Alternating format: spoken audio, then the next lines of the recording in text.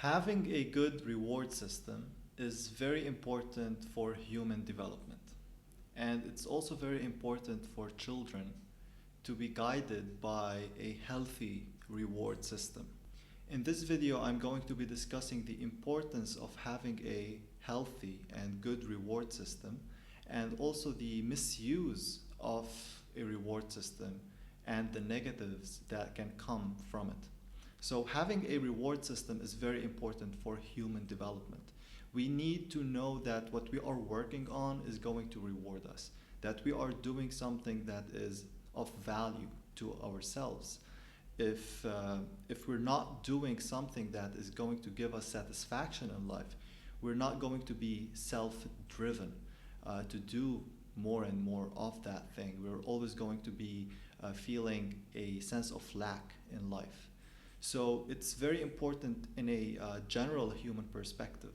But more specifically in this video, we're going to be discussing how this can impact children, especially kids who have autism, because kids with autism are going to be more attracted to such system. They're going to be influenced heavily by the reward.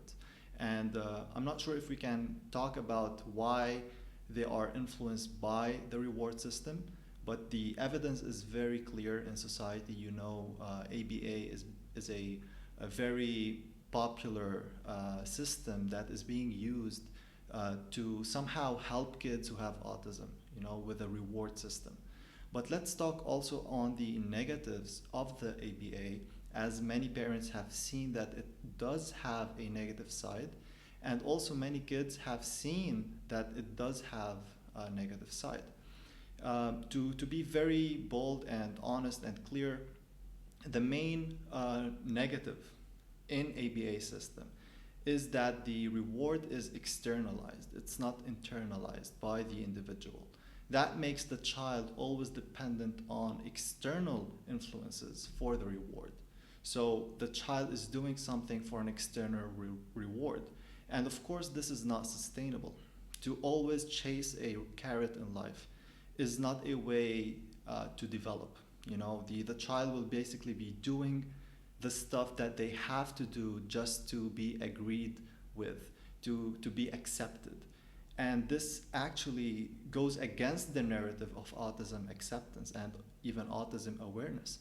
Because with autism acceptance, we have to look at the child as they are, and we have to empower the child from within themselves.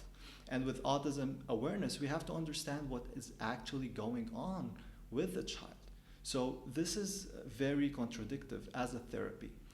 That's why I don't follow ABA, and I think there's a very much better way of doing things with kids who have autism and with humans in general. We have to trigger this inner drive within the individual, because that's what's going to give the child the agency, the self-agency, the intrinsic motivation to actually do the things that they have to do in life, rather than just being dependent on an external or materialistic aspect, which basically rips off the self from its own identity. And the main identity of the self is to serve the individual. You know, we have to empower ourselves to be productive, to be successful, to develop in life.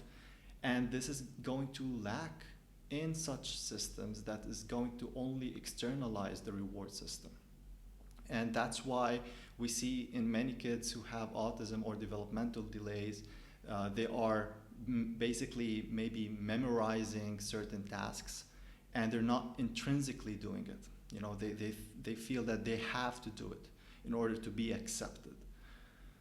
And as kids grew up and they became adults, they highlighted this issue, you know, and I think that's why we see a lot of advocates for autism acceptance.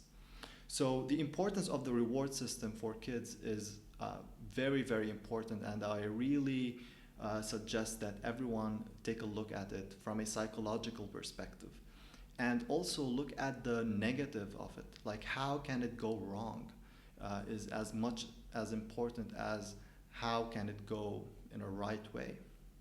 And of course, we want to focus on the correct way to use the reward system, whether we are using it for adults or for ourselves, or teenagers, or even kids, toddlers, and babies. And this intrinsic value is very important. The inner awareness of the self is very important for the self-drive and for independence in the future. And that's what we are all here for. We want independence. We want to pursue our dreams, pursue our goals intrinsically, and not always wanting to validate with others. So I made it my mission to help kids and help parents who have kids with autism to overcome this obstacle, to guide them in their relationships and in other aspects holistically, to be able to solve this equation and help the child empower themselves from within. And of course, the main teacher or the main supporter for this child is going to be the parent. But the parents also have to follow it for themselves as well, to be able to internalize this reward system. So there are definitely negatives in terms of having a bad reward system, right? And we talked about ABA as being one of those reward systems, that they depend on reward systems and they don't actually solve the main thing that is on hand. The child is only going to be more dependent on materialism. And not only with kids who have autism, it's in general in society. If you look at it, we are always pursuing material stuff for happiness, and this is very wrong, and it's not going to be the right type of happiness. We're always going to feel that the next purchase or the next salary is going to bring us satisfaction because we're gonna buy this thing or buy that thing, and that's not a right way of going through life. So parents have a huge responsibility in terms of understanding this reward system, because human development depends on it. And there's no course in the university or in school that teaches the healthy reward system. And I'm going to be sharing some of the tips and some of the ways that you as a parent can start today by raising your awareness towards it. It's the first step of anything is just being aware of it, right? The moment that we become aware of a certain thing, the more that we start tapping into our own intuition and resolving that. Because I believe you, I believe in you, and I believe that every human has this inner intrinsic drive towards independence and towards growth and towards picking up challenges in the right way, instead of only being dependent on external forces or people or influences. So I truly believe in the parents' intrinsic or intuitive, if you like to say, intuitive power. There's a power in parents that is very different than those who are not parents. And I'd like to help the parents connect with that intrinsic or intuitive power to use it in their life, for their family and for their child. So a very foundational tip is bringing more awareness towards the good things that the child is doing. So the moment that we raise our awareness to the level of not only seeing the gaps or the things that they are not doing or that they are behind in, because generally every individual has a different and unique journey in life, right? And same thing with kids. So yes, they do have maybe certain delays, maybe they haven't done potty training yet, maybe they haven't spoken yet as fluently, haven't socialized with friends, etc. But that doesn't mean that they cannot succeed in life. That doesn't mean that they cannot be independent in life, right? It's our perspective on that and what environment the child is going to be surrounded in. If the child is going to be surrounded in a victim mindset society that tells him that he is not going to be independent and he's going to always have this problem which they label and have it as a curse for the child, that they always need an external power to help them, and that they need to surround themselves with people who understand their specific case. It's a victim mentality, right? But the moment that we bring awareness towards the whole perspective that we all have positives and negatives in life, and we focus on the positives as well as the negative, not only the positive and neglecting the negative, because that will not bring justice to the situation, right? We're gonna be in a place where we're not gonna focus on the things that we have to change within ourselves, right? If I only focus on the positives that I do, I would neglect maybe the negatives that I have. Maybe I'm not organized enough.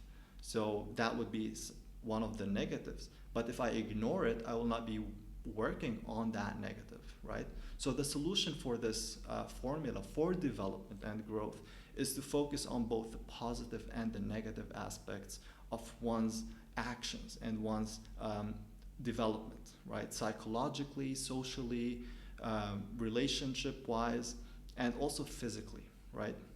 So for this tip, to summarize, when the parent zooms out and starts seeing the positives and the negatives, or the things that the child is doing in a good way, and the things that they're doing in a wrong way or in a bad way, or the things that they have to work on or improve, the parent will be an observant. And not only that, it gives the parent the opportunity to tell the child about the good stuff that they're doing. Now, for some children, their awareness is not there yet, right? Especially with kids with autism or any developmental delay, there is somehow like a screen that is not making them see things clearly, right? So the parent's role here is to make the screen clear so the child can see the good things that they're doing, and not only see it or listen to it, they have to feel it, right? So when the child sees and understands and feels the things that they are doing, they'll start developing a sense of self-agency, right? That they're not only doing something to be validated by others. The parent now is highlighting the inner strength that the child has, right? Independent of external motivations. And this is very important. You know, the child doesn't really have to do things that are going to serve them in the future or today just because they're gonna get a candy after they do it, right? So removing the reward or separating the reward, delaying the reward is very important for development. And when the parent is going to raise this awareness in the child so they can start seeing the things that they are doing and making sure that they are aware of it. You know, we don't want to just talk about it. We want to make sure that they are understanding it. And there's a very important point here. Many parents who have kids with autism or developmental problems, they think that their child do not understand anything. And that is very wrong, and it's a fallacy. Most kids who have autism, they do understand, I would say not everything, but they understand a lot of things. You know, especially if there's a commitment to make them listen or to attend or to have this awareness to be able to receive it. If a child is not focused, then we will not be able to deliver that message, and we're not going to be able to infuse that message within them. So there's a law of receptivity. There's a law of receptivity in everything.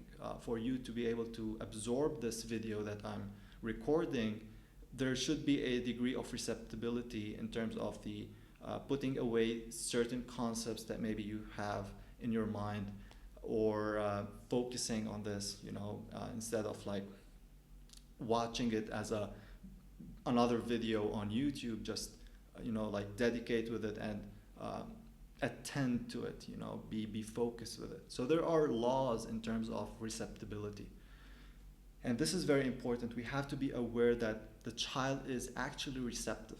You know, many parents just call their child thinking that they're going to just reply from the first time that they talk to them, but they're not listening. They're not, their awareness is not in the social world, and what happens with parents is that they think that their child is not listening, their child is developmentally delayed. No, it's not that. It's their awareness is not externalized.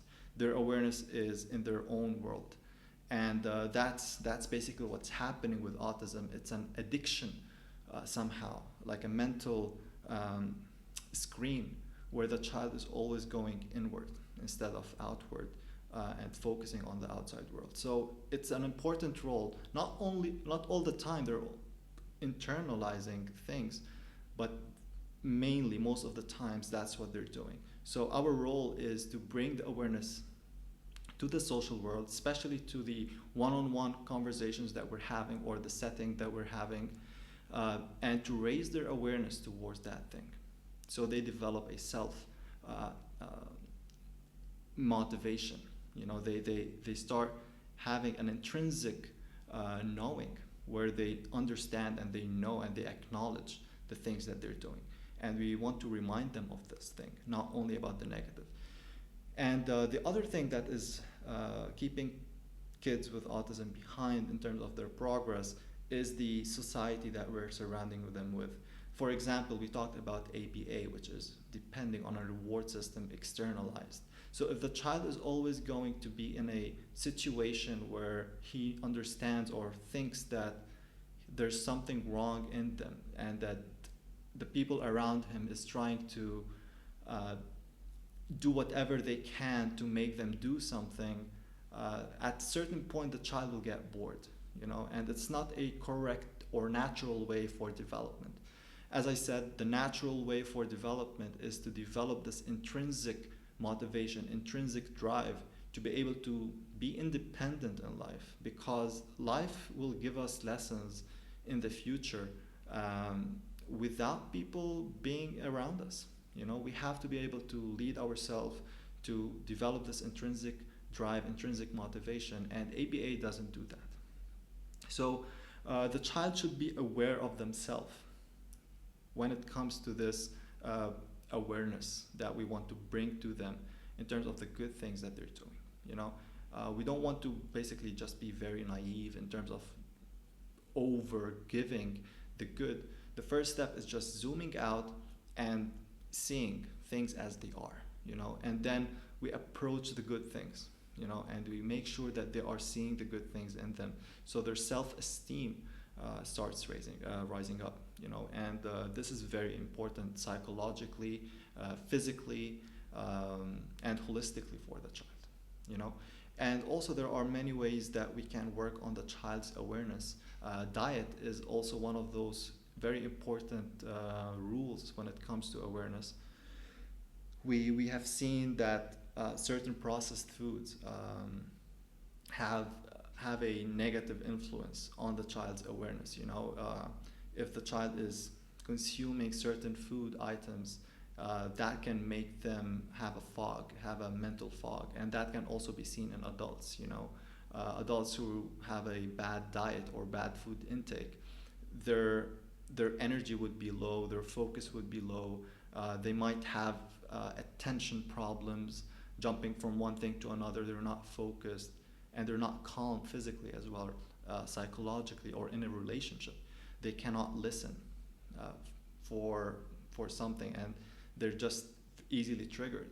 So diet is very important, and there are also certain things that we can do in terms of increasing the child's awareness. That would be maybe in the certain play that the child is doing. Just to give an example, if the child has a trampoline or these sensory tools that they have now that they're selling for autism, if the child is continuously being stimulated, that's an addiction for